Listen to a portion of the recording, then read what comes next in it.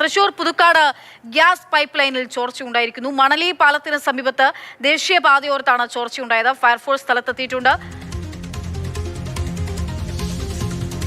അവിടെ നിന്നുള്ള ദൃശ്യങ്ങളാണ് നമ്മൾ ഇപ്പോൾ കണ്ടുകൊണ്ടിരിക്കുന്നത്. MS ലിഷോയ് വിവരങ്ങളുമായി. ശരിയാണ് ലിഷോയ്, നിലവിൽ ഇപ്പോൾ എന്തൊക്കെയാണ് ചെയ്തുകൊണ്ടിരിക്കുന്നത്? എന്താണ് നിലവിലത്തെ സാഹചര്യം?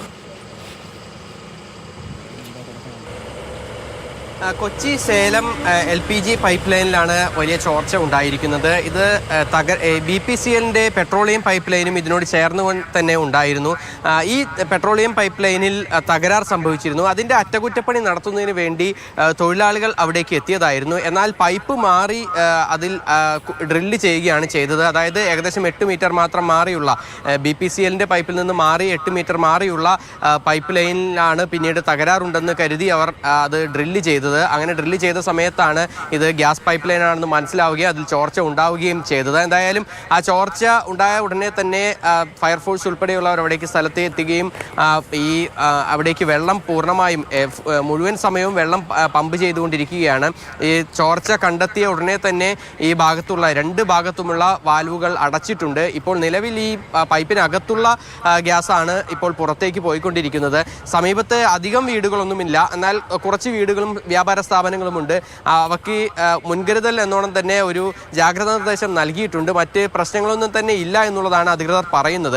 ആവശ്യമെങ്കിൽ അവിടെ നിന്ന് ആളുകളെ ഒഴിപ്പിക്കാം എന്നുള്ളതാണ്. നിലവിൽ ഈ ഗ്യാസ് പൈപ്പ് ലൈനിൻ്റെ ഈ വാൽവുകൾ 2ഉം അടച്ചതിനാൽ തന്നെ മറ്റ് പ്രശ്നങ്ങളൊന്നും തന്നെ ഉണ്ടാകില്ല. നിലവിൽ ഈ പൈപ്പ് ലൈനിൽ അടച്ച ഇടം വരേക്കും പൈപ്പ് ലൈനിൽ വെള്ളം നിറയ്ക്കേണ്ടതുണ്ട്. അതിൻ്റെ നടപടിക്രമങ്ങളാണ് ഇപ്പോൾ പുരോഗമിക്കുന്നത്. കൂടുതൽ ടെക്നീഷ്യന്മാർ അങ്ങോട്ടേക്ക് എത്തിയ ശേഷമായിരിക്കും ഈ തകരാർ പരിഹരിക്കുന്നതിന് വേണ്ടിയുള്ള മറ്റ് നടപടികൾ എന്തായാലും സ്വീകരിക്കുക. ആശങ്കപ്പെടേണ്ട സാഹചര്യം ഇല്ല.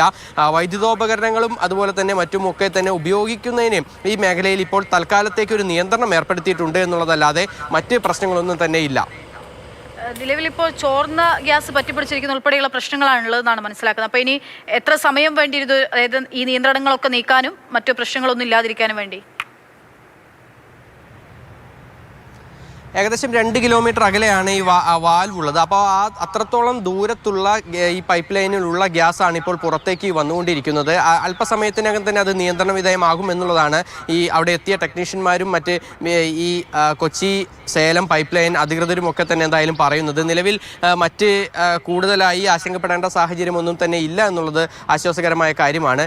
ഈ പൈപ്പ് ലൈനിനുള്ളിലേക്ക് വെള്ളം നിറച്ചു കഴിഞ്ഞാൽ മറ്റ് പ്രശ്നങ്ങളൊന്നും തന്നെ ഉണ്ടാകില്ല. പിന്നീട് ഈ ചോർച്ച അടച്ചതിന് ശേഷമായിരിക്കും ബാക്കി വീണ്ടും അതിലൂടെ ഗ്യാസ് പ്രവഹിക്കുകയുള്ളൂ. അതുവരേക്കും അത് പൂർണ്ണമായും ഈ 2 വശത്തും വാൽവുകൾ അടച്ചിടും എന്നുള്ളതാണ് അധികൃതർ അറിയിച്ചിരിക്കുന്നത്.